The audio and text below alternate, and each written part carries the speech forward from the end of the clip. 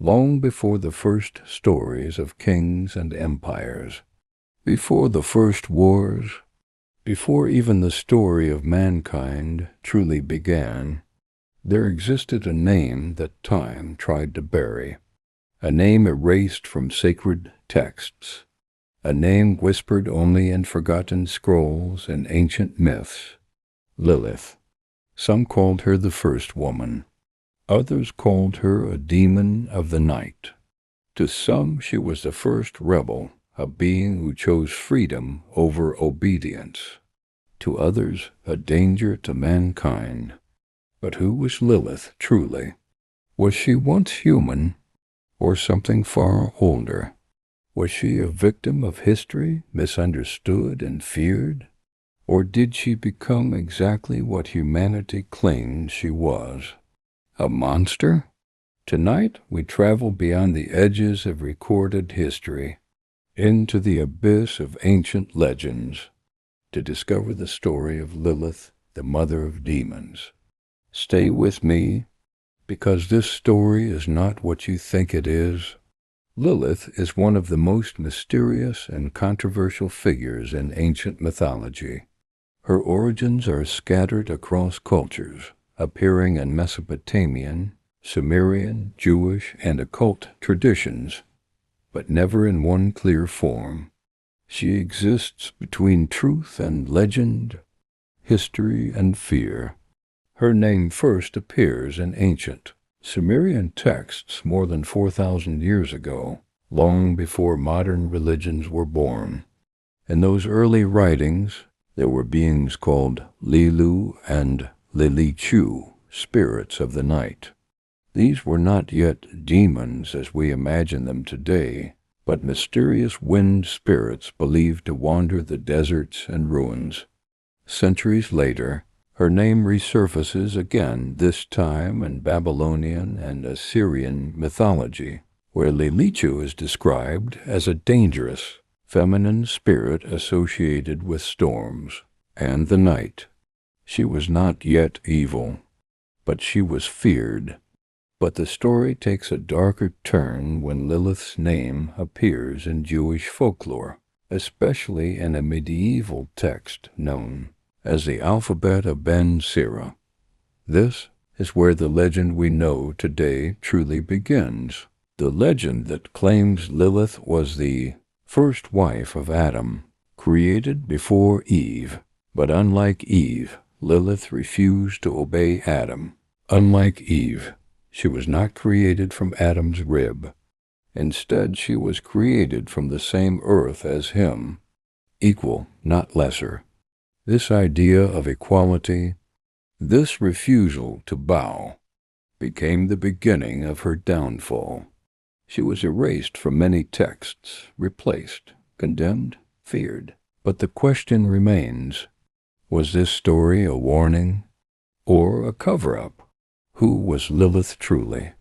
A lost queen of ancient myth? A symbol of rebellion? Or something far more powerful and dangerous? To find the truth, we must go back to the very beginning. Part 1. The creation of Lilith. In the beginning, the world was silent. There were no kingdoms, no empires, no language, no history. Only creation wild and eternal stretching across an endless horizon. Mountains rose like sleeping titans. Rivers crawled across the land searching for their purpose, and the sky hung heavy, untouched and pure. Then came the moment that changed eternity. From the dust of the newborn earth, life was formed. A sculpted body of clay was lifted by unseen hands. Breath divine, breath-filled, empty lungs. And so the first man awakened. Adam. He walked alone beneath a sky filled with stars that belonged only to him. The world was his, yet he was incomplete, a king with no kingdom, a being with no companion. He spoke to the wind and called it friend. He listened to the rivers, but they did not answer. He stood at the edge of creation, and felt alone. So the divine formed another. From the same earth, the same breath, the same life force another being took shape. Not behind Adam, not beneath him, but beside him. Her eyes opened, and creation felt her presence. Lilith. She was not born weak. She was not created to kneel. She rose from the ground with dignity in her soul and fire in her spirit. She saw the world, and she did not fear it. Where Adam was strength, Lilith was will. Where Adam saw land to rule, Lilith saw mystery to explore. Where Adam accepted, Lilith questioned. Together they walked through the garden of the world, through forests so ancient that even the stars seemed young beside them. They witnessed oceans that reached beyond sight, birds that first learned the gift of sky, and beasts that carried the wisdom of innocence. And for a time there was peace. Adam and Lilith were the first equal in purpose, equal in creation, equal in existence. They were two souls born into a world that had no history, only destiny. But paradise does not remain perfect for long. It begins slowly the birth of conflict. Not in storms, not in disasters, but in thought, in belief, in pride. Adam believed he had authority because he was made first. He felt he was chosen to lead, to command. Lilith, however, believed that creation held no hierarchy. If both were formed from the same earth, then both had equal right to life. Their purpose was shared. Their fate was shared. But pride does not bend easily, and two wills cannot rule the same destiny. Their disagreements began as words, soft, quiet, restrained. Then those words sharpened. They echoed across the valley of creation. The animals grew silent.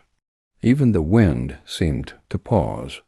Adam desired obedience. Lilith desired freedom. They looked at each other, and for the first time saw not a companion, but a challenge. It was not evil that grew between them. It was not hatred. It was something far more human, the desire to be understood. But neither yielded. Adam would not listen.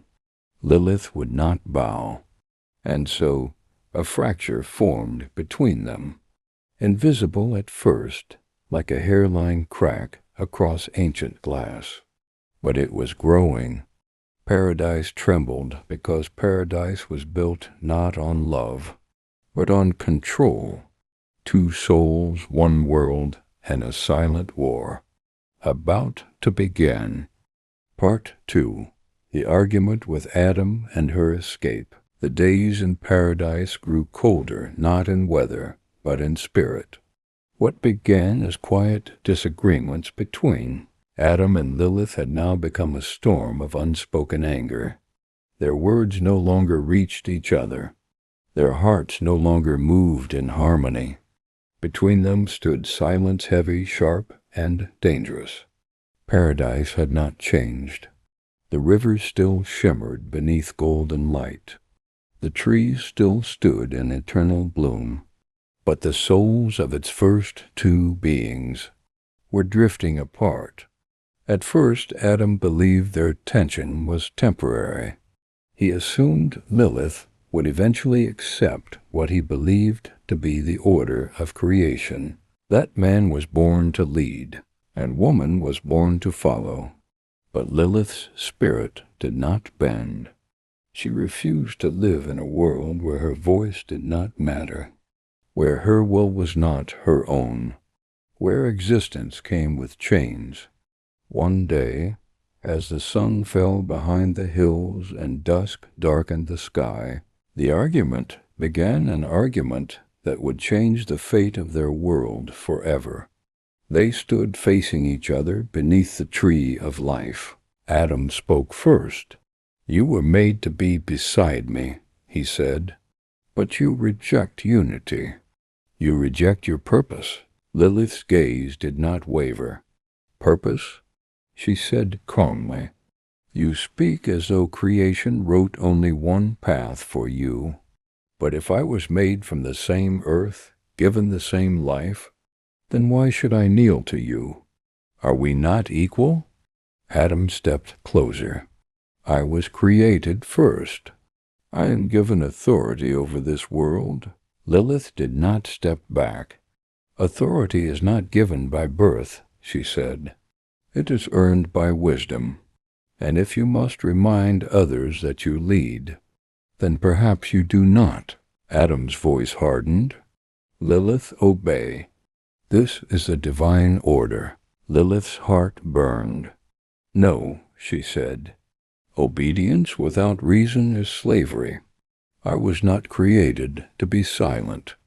I will not bow not to you, not to anyone. Adam felt her rejection not just as defiance, but as betrayal. He believed she threatened the order of creation itself. His pride wounded and trembling demanded control. Lilith, fierce, unbroken, chose freedom over fear. Their argument grew into rage.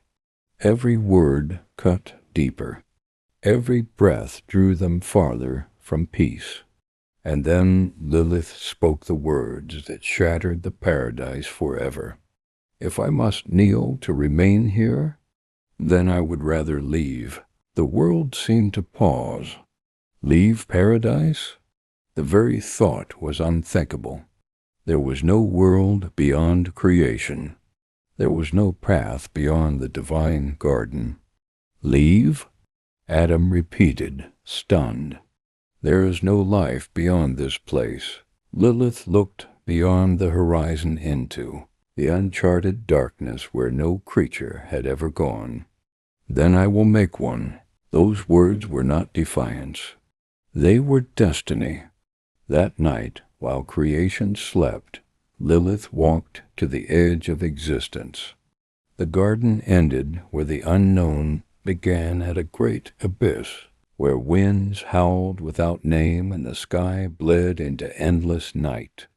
She stood alone, watching the shadows, and from the depths of her soul, she spoke a name, a sacred name of power, a name not meant for mortal lips, a name that carried creation within it. With that forbidden name, Lilith invoked the unseen. The winds roared. The earth trembled. The barrier of paradise cracked open, and in a storm of darkness and lightning, Lilith escaped. She crossed beyond the world of divine order into a realm untouched by light, a realm beyond creation, a realm unruled.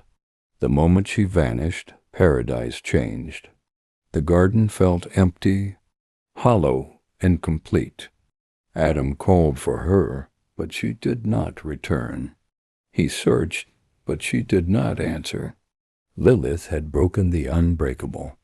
She had chosen exile over submission, freedom over paradise. But freedom always comes with a price, and Lilith was about to discover hers. For beyond paradise, something ancient waited in the shadows, something powerful, something that would change her forever. Part 3, Lilith in Darkness, the Kingdom of Demons. After leaving Eden, Lilith wandered alone, banished not by force, but by her own choice. Yet freedom, she soon learned, carried a heavy price. She had escaped Adam. She had defied the divine command. But now she stood at the edge of a world she had never known, a world outside paradise, a world without light. The land before her was barren, silent, and endless. No birds sang, no rivers flowed, only a scorched wilderness stretching beneath a blood-colored moon. Legends say that this wasteland was not part of God's creation. Rather, it was a realm formed from human fear, the place where abandoned spirits wandered for eternity. And Lilith had stepped into it. Days passed. Nights felt eternal. Her loneliness grew heavier than chains, and with each passing hour, a voice began whispering to her, not from outside, from within. Some say it was her rage. Others say it was madness. But some ancient texts suggest something else, that she was being watched. One night, as the storm winds howled and sand cut across her skin, she heard footsteps behind her, slow, heavy, not human. She turned and beheld a silhouette in the storm, not male, not female.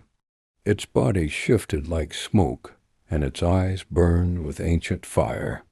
It spoke without lips moving. You have been cast out of the garden, yet you do not kneel. Lilith did not fear it. I kneel before no one, she replied. The being moved closer, its voice echoing through the air like thunder wrapped in silk. Good, then you are like us. According to old Mesopotamian and Middle Eastern traditions, the wilderness Lilith entered was not empty. It was the abode of spirits, the realm between worlds, home to beings forgotten by time. Some cultures called them shadim. Others called them jinn creatures of smokeless fire. In older Sumerian stories, they were utuku, ancient spirits who roamed desolate places. They were powerful yet leaderless, exiled from the heavens, ignored by the earth. They had no queen until Lilith came. She did not tremble before them. She did not beg for mercy. She did not ask for deliverance. Instead, she embraced them. They saw in her something they had never seen before: defiance with purpose. Some legends say she made a pact with the dark spirits.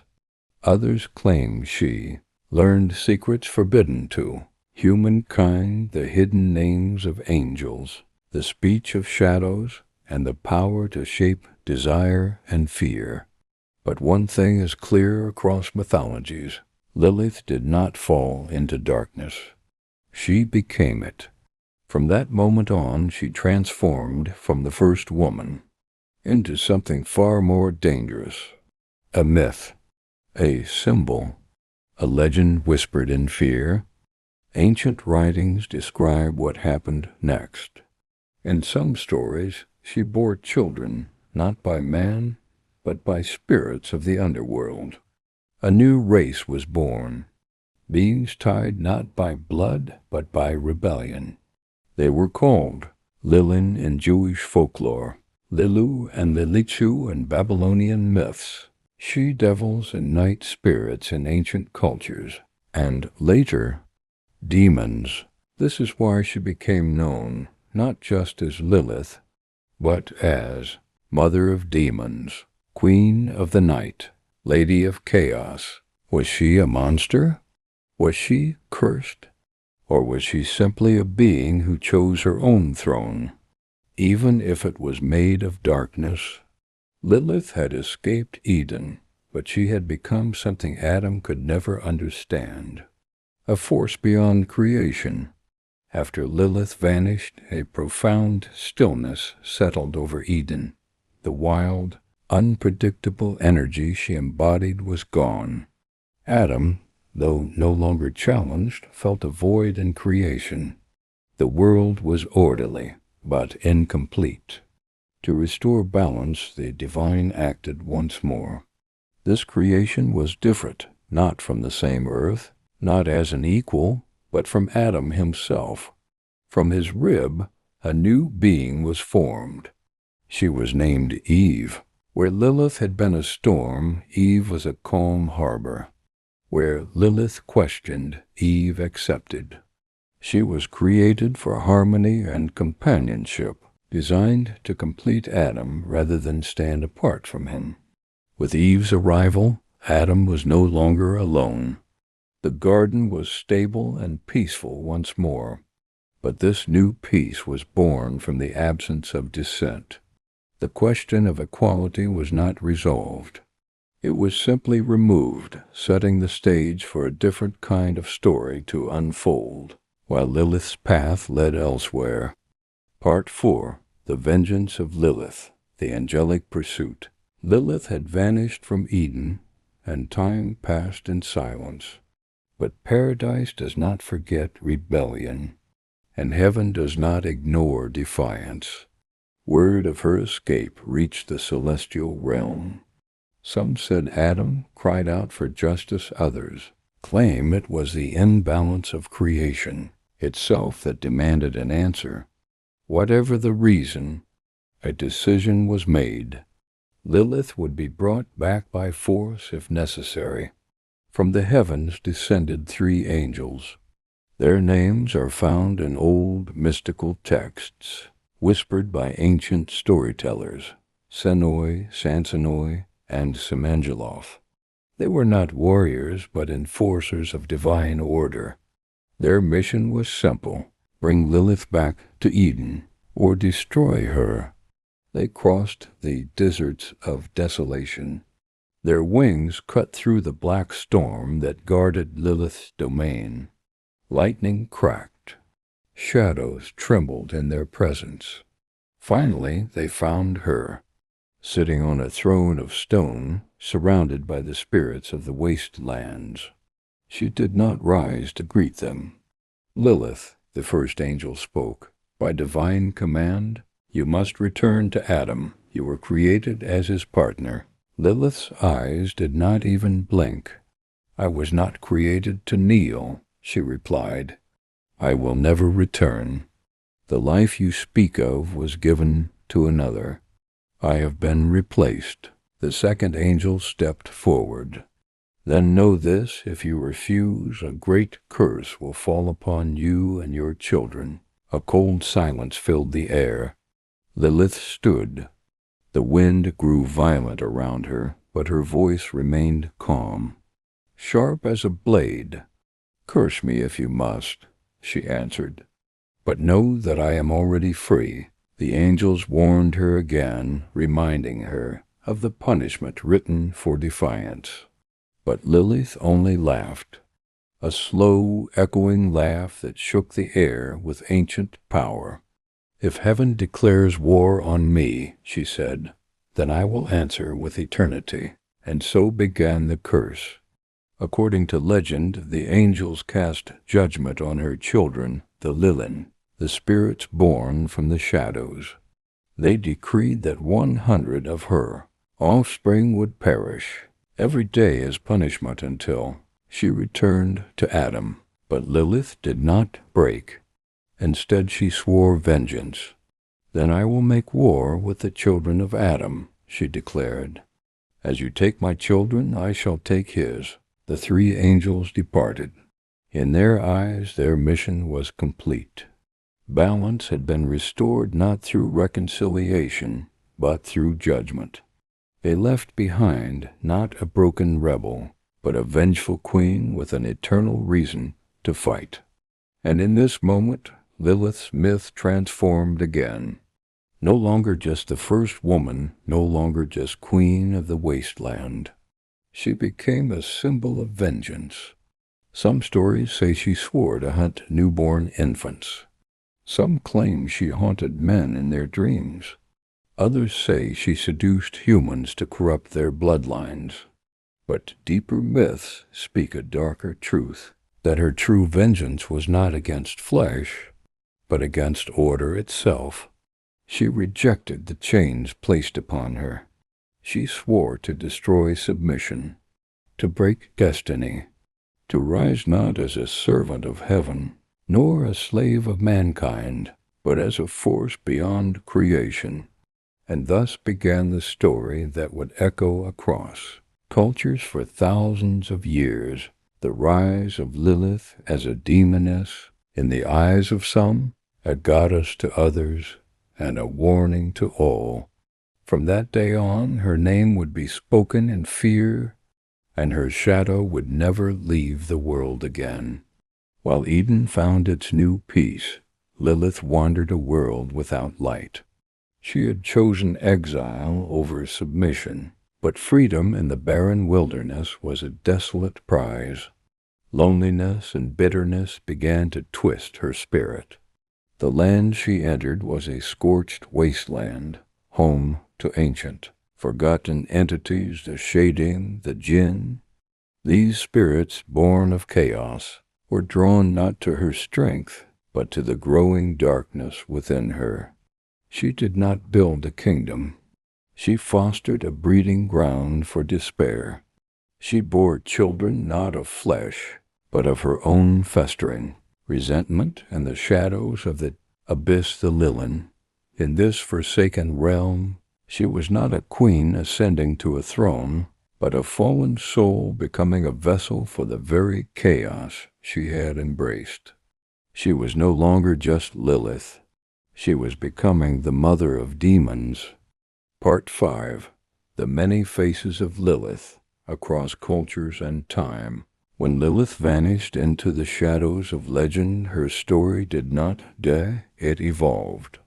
Like a storm carried by the wind, her name traveled.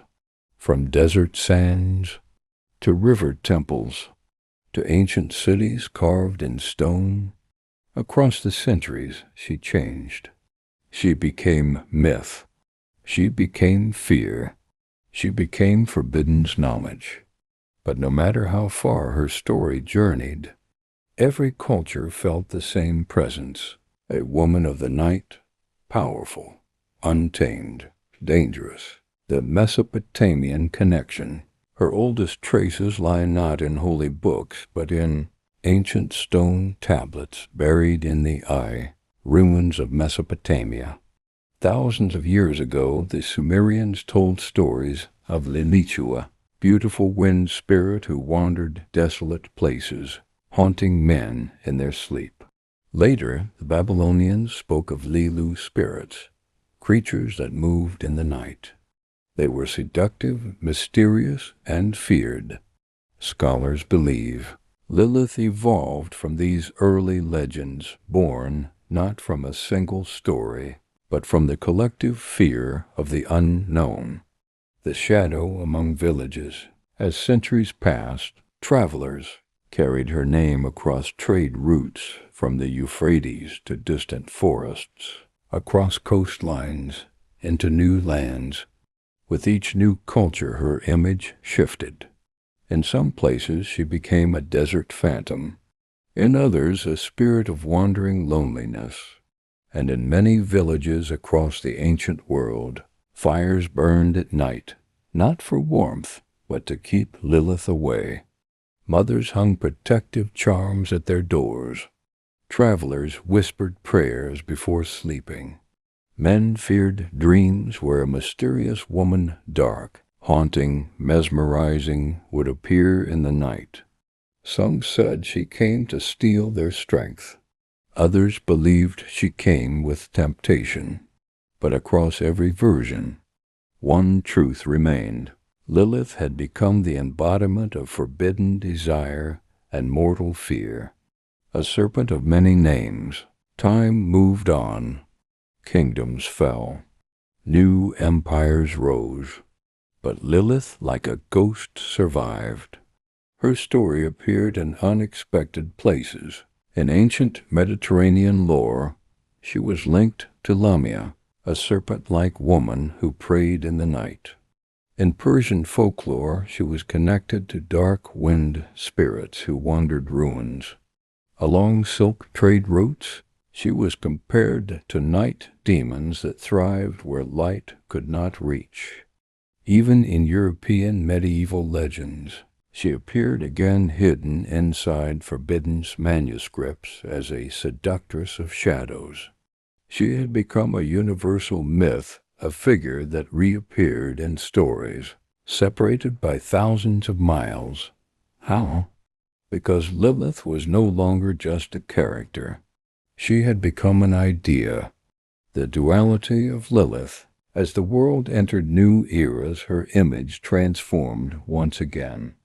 Once feared as a demoness, she slowly emerged as something more complex. a symbol, a force, a voice. In some philosophies, she came to represent defiance against oppression, independence at any cost, the primal power of womanhood, freedom beyond fear. Across time, Lilith became a paradox, feared as a demon, revered as a symbol of liberation, cursed by stories yet immortal in legend. She was not forgotten. She could not be forgotten because Lilith had become something eternal, the side of humanity that refuses to bow. Part 6. Lilith and Occultism, the Red Moon Rituals. Even after centuries passed, Lilith did not fade from history. She hid behind forgotten texts, sealed manuscripts, and nameless legends, but those who dared to search always found her. Her name began to reappear, not in holy records or temple walls, but in something far more secret: occultism. In the shadows of history, there were always those who sought forbiddance, power, men and women who rejected the laws of heaven and earth. They searched for the hidden paths of reality, performing rituals under blood-red moons and calling upon names that should never be spoken. One of those names was Lilith. Occult texts from the late Middle Ages began to mention her again. Her presence appeared in grimoires, secret books of magic passed only among the few. She was not invoked for blessings. She was not prayed to for mercy. She was summoned as an entity of desire, night, and destruction. Some believed she brought forbidden knowledge. Others claimed she offered power at a price. Whispered legends say her rituals involved mirrors, fire, and offerings made at midnight. Some called her through the circle of thorns, others through the crimson chant, but one thing remained constant. Once Lilith is called, she does not come as a savior. She comes as a test. Across mythic societies and cults, Lilith was worshipped not as a goddess, but as a force of nature, a being who answered to no law, no God, no fate. She was the queen of the damned, the mother of night, the watcher of the unbound path. Those who invoked her saw her as the embodiment of three things: forbidden's power, the strength gained through sacrifice, ultimate freedom, to live without chains, the price of desire. Everything has a cost. She was both the gift and the curse. There is an old tale, still whispered in some cultures, of the red moon. It is said that on nights when the moon bleeds crimson, the barrier between the spirit world and the human world weakens. Those who fear Lilith light candles and stay awake, for they believe her children, the spirits of the night, walk freely in those hours. And on such nights, Lilith herself is said to appear, not as a woman, not as a demon, but as a shadow with burning eyes moving between worlds like a storm of silence. Those who see her are forever changed. Those who call her never remain whole. Lilith has existed for thousands of years, yet she has no temple, no altar, no sacred scripture, because she does not want worship. She wants one thing: to remind the world that she was never broken. She chose darkness over submission. She chose exile over obedience. And she chose vengeance over silence. And because of that, her name will never die. In conclusion, Lilith is not a simple legend. She is not a single story or a single belief. It is a warning. It shows how a demand for equality, when met with rejection and loss, can fester into a monstrous obsession with revenge. Was she a demon, a fallen spirit, or the first to say no? Perhaps she was all three. But her journey did not lead to liberation. It led to an eternity of bondage chained not by a divine master, but by her own unending hatred. She chose exile over a life of submission, but in doing so she traded one cage for another. Her name echoes through history, not as a symbol of freedom won, but as a tragic reminder that the path of vengeance leads only to deeper darkness, and that the first casualty of such a war is the soul of the one who wages it. She is a mirror. To some she reflects fear. To others she reflects freedom. To history she became a myth. To the night she became a queen. But in truth, Lilith represents something deeper, a truth humanity has always struggled with. Nothing is more dangerous than a soul that refuses to kneel. But one thing is certain, Lilith has never stopped walking through human history. She lives in fear, in temptation, in mystery. She lives in every forbidden thought, every silent rebellion. Her story did not end in Eden. It began there. This was the legend of Lilith, the mother of demons. Her story is not just a myth, it is a warning, a reminder that even the forgotten can rise, and even the exiled can become eternal. If you think this was just a story, you're wrong. This is only the beginning. If you dare to learn more of Forbidden's lore, subscribe to Myth Abyss and journey deeper into the dark myths that shaped our world.